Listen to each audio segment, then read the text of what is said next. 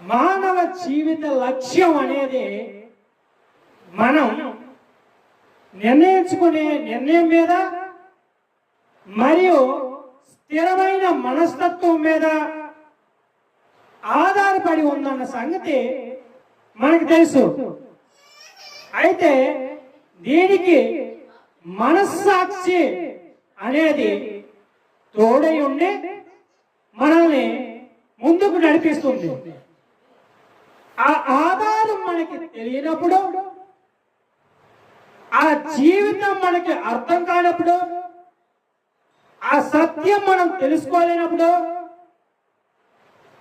ఆ మనస్తత్వాన్ని మనం కలిగి ఉండనప్పుడు మన జీవితాల్లో అనేకమైన ప్రమాదాలు మరియు అనర్థాలు, అపాతాలు ఇవన్నీ వస్తుంటాయి.